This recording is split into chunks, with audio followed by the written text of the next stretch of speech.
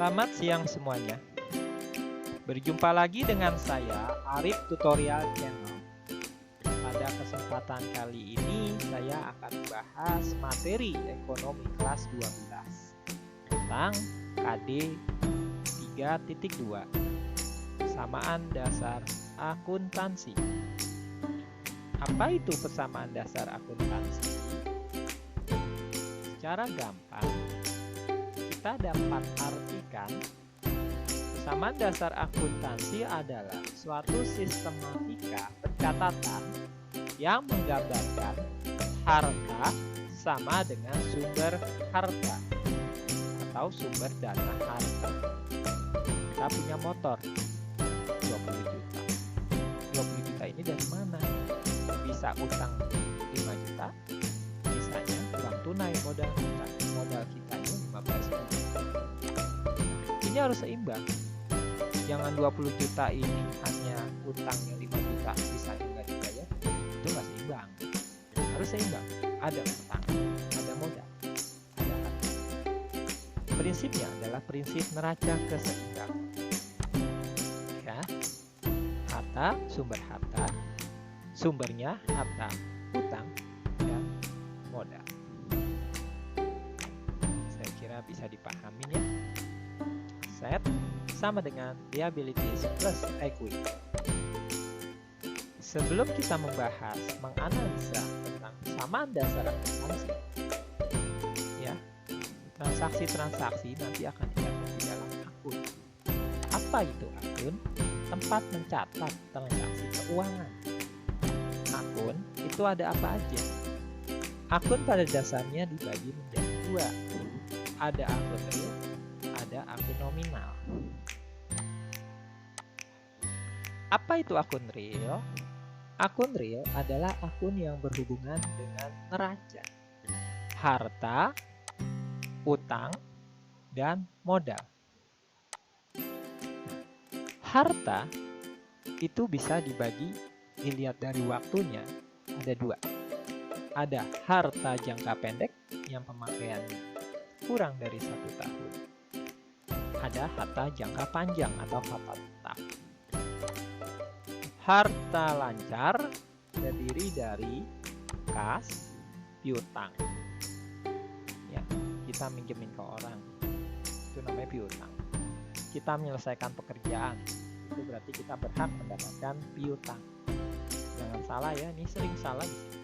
Udah capek-capek misalnya menyelesaikan mobil langganan, kita kirim tagihan, malah dibilangnya utang. Salah, piutang. Ya. Begitu diterima, pengaruhnya piutang dan kas. Oke, akun nominal adalah akun yang terdapat dalam laporan laba rugi. Di akun nominal itu ada dua, ada pendapatan, ada beban. Menulis beban atau kalau di Inggrisnya dibilang cost, biaya, kayaknya sama. Oke, kita lanjut analisis transaksi terhadap persamaan akuntansi. Analisis ini sebetulnya dapat dikelompokkan menjadi 3 kelompok. Yang pertama, suatu transaksi itu akan mempengaruhi perubahan harta dengan harta. Contoh, membeli peralatan atau perlengkapan tunai. Tunai berarti kas kita ngebayar, kasnya berkurang. Pelengkapannya bertambah, berarti pelengkapannya bertambah. Berarti yang berpengaruh hanya di sisi harta, utang modalnya tetap. Penerimaan piutang, berarti piutangnya berkurang, nerimanya duit, duit itu kas, kasnya bertambah. Utang modalnya diabaikan. Penjualan harta tunai, peralatan berkurang, kas bertambah. Kelompok yang kedua adalah transaksi yang berpengaruh terhadap perubahan harta dengan utang. Contoh, beli perlengkapannya utang atau belum bayar atau kredit. Perlengkapan bertambah, utang bertambah. Kita menerima utang dari bank. Kas bertambah, utang bertambah. Membayar hutang, kas berkurang, hutang berkurang.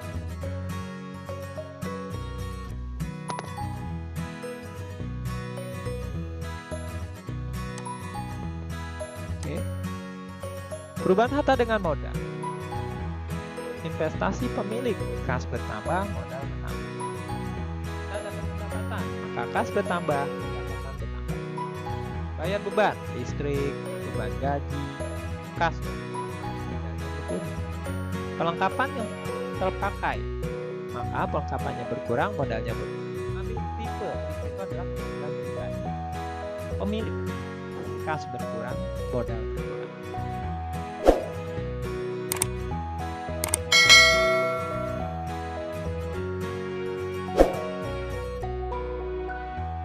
Pengaruh transaksi ini bagaimana analisanya ya? Kita bahas analisisnya. Tanggal 3 bayar sewa ruko untuk 2 tahun. Berarti sewa dibayar di mukanya bertambah, kasnya berkurang. Tanggal 4 dibeli perlengkapan salon tunai. Kalau kita beli secara tunai berarti perlengkapannya bertambah, uangnya berkurang. Tunai, kasnya berkurang. Diterima tagihan konsumen atas rias pengantin tanggal 25 Januari, kita dapat piutang. Piutangnya dibayar, berarti piutang kita berkurang, kas kita berkurang. Kalau diperhatikan, sengaja saya kelompokkan dari tanggal 3 sampai tanggal 10, itu adalah transaksi yang berkaitan dengan harta dengan harta. Nah sekarang harta dengan utang. Beli peralatan 5 juta, baru bayar 2 juta, jadi timbul apa? Utang. Peralatan harta nambah 5 juta, kas harta kurang 2 juta, berarti kan selisih 3 ya. Nah disitulah timbul utang, utangnya bertambah 3 juta. Bayar utang atas pembelian, berarti utangnya berkurang. Bayar uangnya juga berkurang, seimbang. Kalau harta berkurang, utang berkurang kan seimbang. Menerima pinjaman, utang bertambah, kas bertambah. Ingat prinsip keseimbangan ya. Nah, pada pertemuan kali ini saya utang usaha dengan utang bank saya tidak pisahkan karena ini baru biasa dan baru sekali mencoba. Saya bikin yang simpel. Tapi saya pakai saldo. Nanti saldo 31 Januari ini akan berubah menjadi tanggal saldo 1 Februari yang dimasukkan dalam usaha. Kita mulai kesamanya ya. Coba membuat persamaan dasarnya ya. Tadi sudah diterangkan bagaimana analisisnya. Sekarang kita coba masukkan persamaan dasar. Oke, saya bikin yang simpel saja. Di sini kalau kamu bikin di buku folio boleh kas plus piutang plus sewa dibayar di muka plus perlengkapan boleh. Saya biar kelihatan semua maka plus disebutkan. Oke. Di atas ini adalah saldo. Saldo jangan bingung ini tanggal 1 dari mana. Ini saldo yang sudah diketahui di soal. Kita mulai mendaftar dari tanggal 3 ya. Tanggal 3 bayar ruko, sewa ruko 2 tahun 30 juta. Berarti sewa dibayar di mukanya itu dianggap sebagai harta ya, karena kita nempatin punya hak untuk menempati. Nah makanya dianggap sebagai harta. Sewa dibayar di muka itu dianggap sebagai harta, ditambah 30 juta. Kasnya berkurang 30 juta. Habis transaksi kita buat saldo. Kasnya sekarang saldonya 50 juta dikurang 30 juta, berarti menjadi 20 juta. Sewa dibayar di muka tadinya enggak ada, sekarang menjadi 3. Oke. Tanggal 4. Tanggal 4 dibeli perlengkapan 500.000. Perlengkapannya otomatis bertambah ya, perlengkapannya bertambah sama ini ya. Terus duitnya berkurang 500.000. Berapa perlengkapan bertambah sekarang? Perlengkapannya bertambah sekarang menjadi 1 juta ya. Duitnya sekarang berubah berapa? Menjadi 19.500.000. Oke, tanggal 10 diterima tagihan 4 juta. Konsumen tata rias ya sudah diselesaikan tanggal 25 Januari. Berarti konsumen punya utang. Kita punya piutang. Piutangnya sekarang dibayar. Ya kita terima. Artinya piutang kita sekarang berkurang dong. Dapat duit 4 juta. Piutang kita tadinya 7 juta pada waktu bulan Januari berkurang 4 juta, sekarang menjadi 3 juta. Duit kita bertambah menjadi 23.500.000. Sampai tanggal 10 itu masih berkaitan dengan harta. Tanggal 11 ini berakibat perubahan harta dengan utang. Tanggal 11 pembelian peralatan 5 juta, baru bayar 2 juta. Peralatannya bertambah 5 juta, kasnya berkurang 2 juta. Timbul apa? Utang. Timbul utang 3 juta. Sehingga sekarang kasnya saldonya 23.500.000 dikurang 2 juta menjadi 21.500.000. Ya. Kemudian peralatannya bertambah dari 8 juta tambah 5 juta menjadi 13 juta. Utang kita juga bertambah 3 juta sehingga sekarang jadi 23.500.000. Tanggal 2. Tanggal 12 membayar utang atas pembelian peralatan tanggal 20 Januari 2 juta. Jadi kita punya utang, kita bayar. Berarti utang kita sekarang berkurang. Ya kan? Kita punya utang, kita bayar, berarti sekarang berkurang 2 juta. Berarti utang kita sekarang menjadi 21.500.000. Bayar pakai uang kita juga berkurang 2 juta. Berarti uang kita sekarang kas sekarang 19.500.000. Transaksi terakhir untuk pertemuan kali ini. Transaksi terakhir, pinjam uang dari bank 30 juta.